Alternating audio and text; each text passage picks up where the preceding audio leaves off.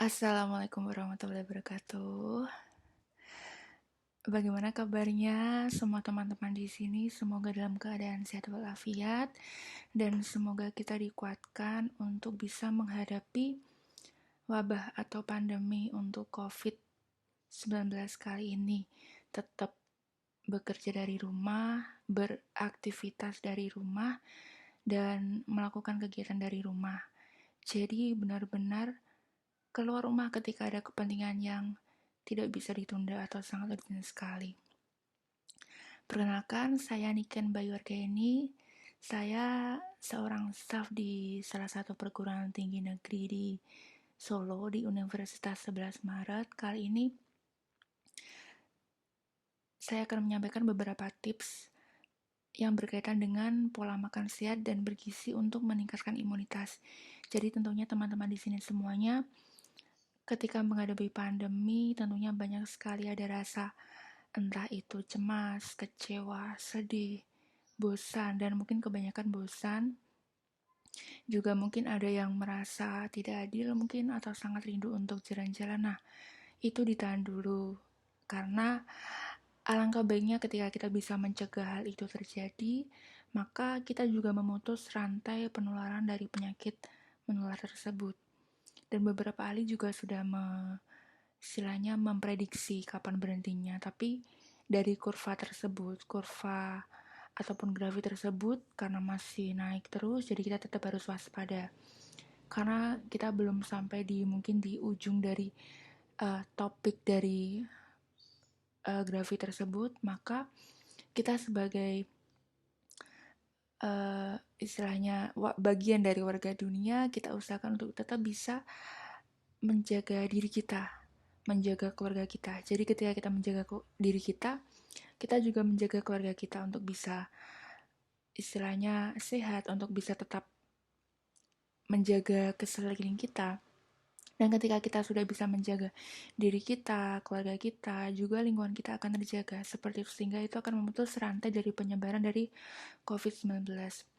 Tentunya di rumah saja, tapi jangan lupa untuk selalu ada asupan nutrisi yang baik dalam tubuh, apalagi ini bulan puasa, jadi juga suatu hal yang baik, suatu hari yang baik, karena selain kita bisa berintrospeksi diri ke dalam diri kita sendiri, karena untuk menghadapi musibah atau wabah ini juga tidak mudah. Kita harus bisa memberikan afirmasi positif ke kita sendiri bahwa semua akan berakhir, semua akan berlalu, dan kita akan sanggup dan kita akan kuat untuk menjalaninya.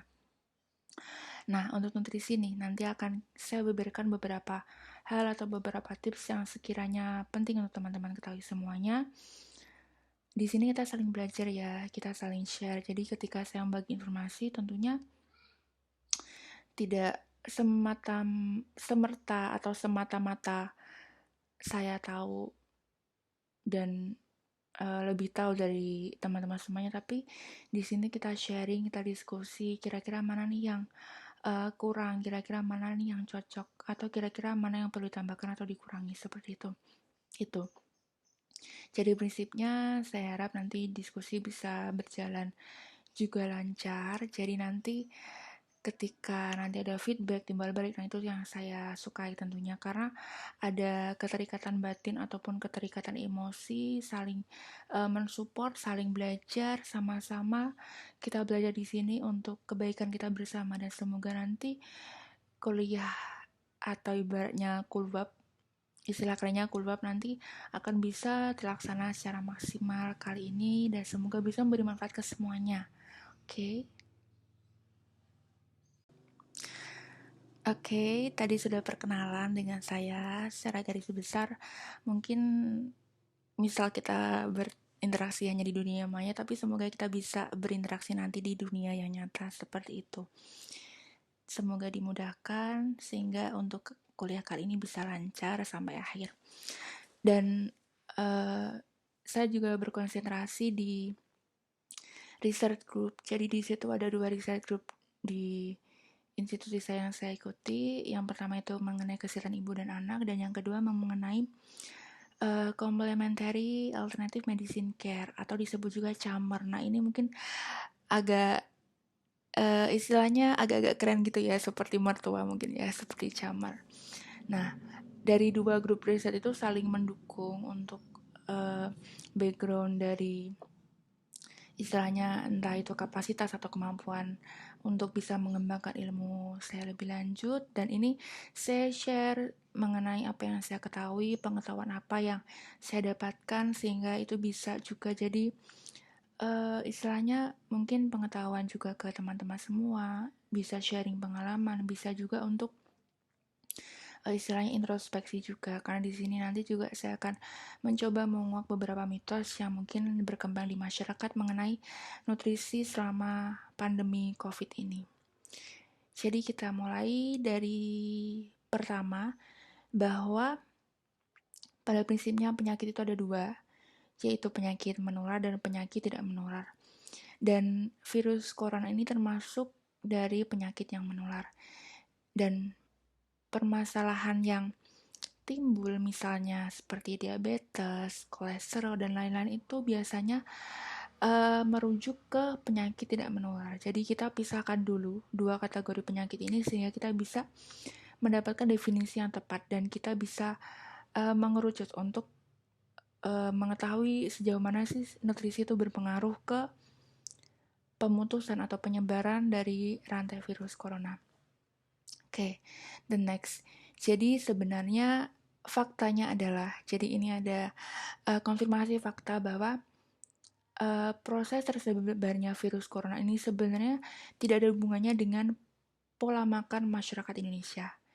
Jadi di garis bawah tidak ada hubungannya dengan pola makan masyarakat Indonesia. Jadi istilahnya makan apapun itu tidak berpengaruh terhadap penyebaran virus corona. Karena penyebaran virus corona merupakan penyebaran penyakit menular atau bisa disebut juga melalui droplet atau ibaratnya cairan dari tenggorokan, hidung seperti itu. Nah, di sini saya bisa konfirmasi ini karena saya dapat data dari European Food Safety Association atau EFSA yang dirilis pada tanggal 9 Maret 2020. Jadi ini datanya baru ya, sekitar 1 bulan sebelumnya. Ini sekitar 2 bulan sebelumnya, kalau ini misalnya tanggal 8. Oke. Jadi belum ada bukti yang menunjukkan bahwa makanan itu merupakan bagian dari rute penularan virus corona. Tentunya jika kita mengkonsumsi makanan tersebut dengan cara yang benar, dalam keadaan bersih, maupun juga harus sesuai dengan standar, artinya dicuci dulu, seperti itu. Oke, kita lanjut ya. Jadi kita dapat poin yang pertama tadi, bahwa proses penyebaran virus corona tidak ada hubungannya dengan pola makan masyarakat Indonesia. Oke, the next adalah meskipun tidak ada hubungannya, tapi makanan itu, meskipun makanan bukan agen penyebaran virus corona dan bukan penyebab timbulnya penyakit, tapi nah ini pola makan. Pola makan sangat berkaitan erat dengan daya tahan tubuh manusia ketika terserang virus corona. Jadi tadi makanan itu nggak ngaruh ke penyebaran, tapi yang ngaruh adalah pola makan. Oke, di garis bawah ya, pola makan. Jadi kita semakin mengerucut nih pola makan. Seseorang dengan pola makan yang baik tentunya mempunyai daya tahan tubuh yang lebih baik dibandingkan dengan seseorang yang mempunyai pola makan tidak baik. Oke, jadi tadi kuncinya adalah pola makan. Bukan makanannya, tapi pada pola makannya. Nah, sehingga ketika pola makannya tidak baik, bisa berakibat fatal ketika terserang oleh virus corona. Dan mungkin yang paling parah ini kan bisa menyebabkan kematian. Karena banyak data kemarin mungkin dirilis, mungkin sudah sekitar 800-an ribu kalau tidak salah. Atau 200-an ribu mungkin ya. Nah, oke. Jadi ketika seseorang dengan pola makannya tidak baik, meskipun yaitu kurang gizi, punya penyakit bawaan misalnya seperti diabetes, mempunyai resiko kematian lebih besar karena daya tahan tubuhnya tidak baik seperti itu. Pada seseorang yang mempunyai daya tahan tubuh yang baik, bisa jadi virus virus corona itu hanya menempel saja dan orang tersebut tidak mengalami gejala apapun, itu karena daya tahan tubuhnya baik, seperti itu. Oke, kita lanjut untuk slide berikutnya ya.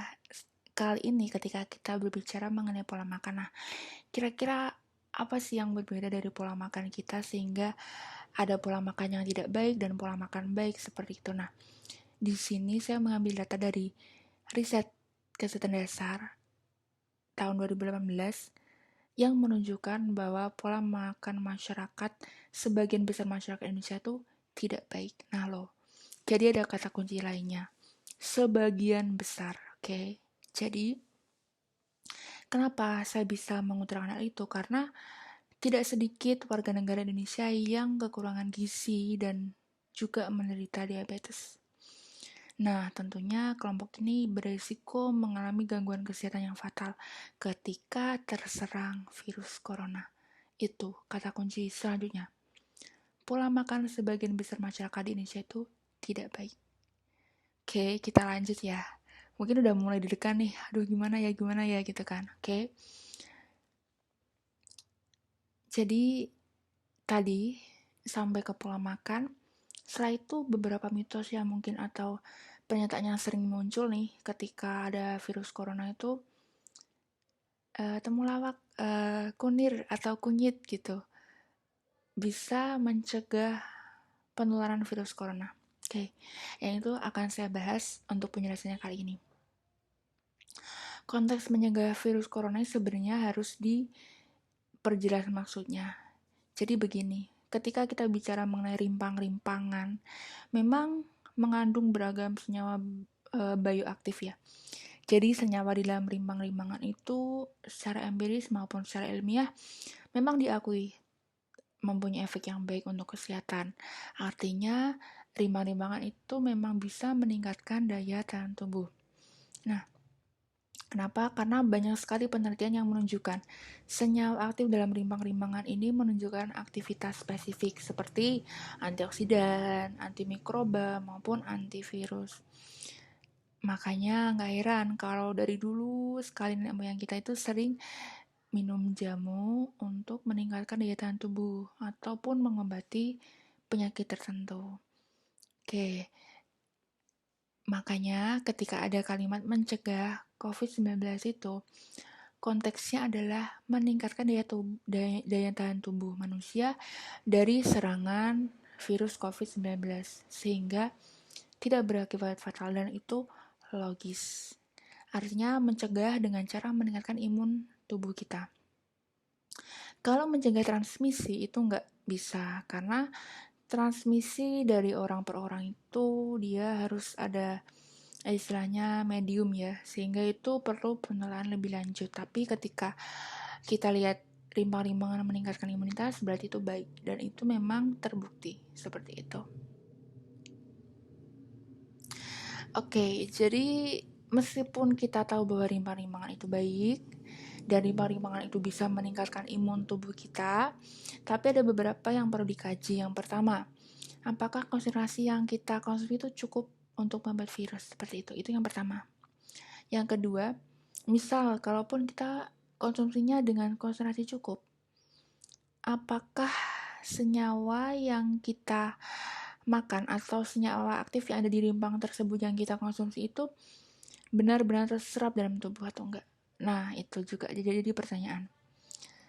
Apakah masih terikat juga sama makanan sehingga enggak maksimal ketika diserap tubuh? Itu juga perlu dipertanyakan. Kemudian yang ketiga, apakah yang terserap oleh tubuh itu masih dalam bentuk senyawa aslinya atau senyawa turunannya? Itu juga perlu digarisbawahi. Jika sudah dalam bentuk metabolit, maka kemampuan antivirusnya juga akan berbeda seperti itu. Sehingga di beberapa penelitian bahwa ada pernyataan bahwa memang rimpang-rimpangan itu tidak mampu menghambat COVID-19, tapi mampu meningkatkan imunitas tubuh kita. Oke. Makanya ketika ada yang bilang kunyit itu bisa mencegah COVID, menyebar dan sebagainya itu sebenarnya salah. Yang mencegah COVID menyebar di tubuh kita itu adalah imunitas kita, bukan rimbang-rimbangan. Dan rimbang-rimbangan itu adalah penyebab tidak langsung ketika rimbang-rimbangan meningkatkan imunitas tubuh kita, seperti itu. Dan yang perlu digarisbawahi adalah karena jenis virus semacam-macam, jadi satu senyawa itu biasanya hanya efektif sebagai antivirus untuk satu virus tertentu. Jadi tidak semua bisa diobati dengan satu herbal seperti itu. Itu menurut penelitian. Oke. Biasanya tidak efektif untuk virus yang lain seperti itu. Meskipun ada beberapa mungkin satu tanaman bisa menyembuhkan atau bisa mengurangi gejala dari mungkin sampai 4-5 tanaman seperti itu. Tapi pada kenyataannya memang biasanya satu tanaman itu hanya bisa mengcounter untuk satu jenis virus tertentu, sedangkan virus di dunia itu banyak sekali yang mungkin belum terdeteksi seperti itu. Oke. Beberapa poin selanjutnya ya mengenai rimbang-rimbang tadi. Sebenarnya untuk penyebaran virus itu kan karena virus ini dia bisa mereplika atau bisa memperbanyak diri. Nah, gunanya senyawa aktif di rimbang-rimbang itu berpotensi untuk menghambat pembelahan dari virus. Tapi, penghambatan atau dia counterback dari rimbang-rimbangan tersebut terjadi jika senyawa aktif dari rimbang-rimbangan itu langsung dihantamkan ke virus tersebut, dan itu tidak mungkin ya, karena tidak akan mungkin ketika kita mengkonsumsi rimbang-rimbangan terus tubuh kita itu mengcounter langsung virusnya dengan senyawa aktif itu, karena tentu saja banyak faktor yang menghambat efektivitas dari rimbang tersebut untuk menghambat virus. Oke, tadi sudah sampai ke beragam. Nah, ini ada satu lagi yaitu berimbang. Artinya, prinsipnya, zat gizi suatu makanan itu saling melengkapi antara satu makanan dengan makanan yang lainnya. Berimbang itu diartikan sebagai keseimbangan makanan yang kita konsumsi. Artinya, jangan sampai nih kita makan nasi banyak tapi lauknya dikit. Nah, itu jangan.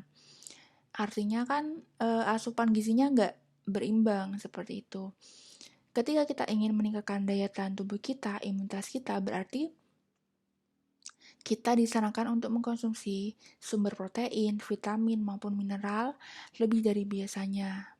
Artinya protein, mineral, vitamin, terutama zinc ini, dia itu mempunyai kontribusi besar dalam meningkatkan daya tahan tubuh. Jadi makanan yang baik mungkin ya yang mengandung banyak untuk protein, vitamin maupun mineral untuk bisa meningkatkan daya tahan tubuh kita. Oke, lanjut. Ketika kita bicara mengenai konteks wabah, pandemi, COVID, maka memilih asupan gizi di masa sekarang ini itu diutamakannya untuk meningkatkan daya tahan tubuh. Selain memegang prinsip bahwa aman, bergizi, beragam, berimbang, juga disarankan untuk mengkonsumsi sumber protein, vitamin, dan mineral lebih dari biasanya. Karena nih, ketiga komponen gizi tersebut itu mempunyai kontribusi yang besar terhadap daya tahan tubuh kita. Dan ibaratnya jamu, herbal, maupun rimbang-rimbangan itu dianggap sebagai suplemen yang bisa memperkuat daya tahan tubuh. Sehingga bisa dikonsumsi secara teratur, tapi tidak boleh berlebihan seperti itu. Oke, jadi ini ada pesan terakhir ketika kita sudah belajar tadi di awal sampai akhir. Pemberian nutrisi yang sesuai itu dapat berperan untuk tindakan pencegahan maupun sebagai terapi. Di sini tentunya di konteks ini kita sebagai pencegahan karena kita diasumsikan belum tertular oleh virus corona. Beda dengan pada konteks pasien yang sudah tertular virus corona, makanan yang diberikan itu sebagai terapi. Oke, untuk pencegahan ini ada beberapa tips rekomendasi yang bisa kita praktekkan sehari-hari. Yang pertama, makan makanan yang sehat dan seimbang sesuai dengan kebutuhan kita. Kemudian yang kedua, kita tingkatkan daya tahan tubuh dengan asupan tinggi protein. Karena tadi kita sudah dibahas ya di awal bahwa protein itu juga berpengaruh ke daya tahan tubuh kita. Ketiga, kita tingkatkan asupan sayuran dan buah sebagai sumber vitamin dan mineral. Artinya, dibanyakin deh buah sama sayuran itu, karena itu juga sumber vitamin dan mineral. Apalagi tadi ada konteks zinc itu bisa menambah untuk pola imunitas kita. Oke. Yang keempat, jangan lupa cuci tangan dan bahan makanan kita sebelum diolah. Jadi itu yang kuncinya. Kita tetap cuci tangan dimanapun, kapanpun, di 5 momen yang penting itu. Kemudian jangan sampai lupa bahwa kita harus tidur yang cukup untuk mencegah penularan virus corona, karena itu juga akan meningkatkan imunitas kita. Dan juga cegah dehidrasi dengan cara apa? Penuhi cairan minimal ketika sahur maupun buka itu 3 gelas. Nah, kalau seperti itu kita sudah tahu caranya, bisa dipraktekkan di rumah teman masing-masing, bisa dilakukan untuk mencegah virus corona, dan semoga kita bisa terhindar dari wabah virus corona, dan semoga pandemi dunia ini akan segera berakhir. Oke, sekian dari saya. Semoga penjelasan kali ini bermanfaat. Dan semoga ini bisa menginspirasi teman-teman semua agar meskipun di rumah tetap aktif, tetap berdaya, tetap jaga kesehatan, dan jangan lupa olahraga. Seperti itu. Sekian dari saya. Kita ketemu lagi di kesempatan berikutnya, entah dunia maya maupun dunia nyata. Semoga bermanfaat untuk kita semua. Saya Airi, wassalamualaikum warahmatullahi wabarakatuh. Terima kasih.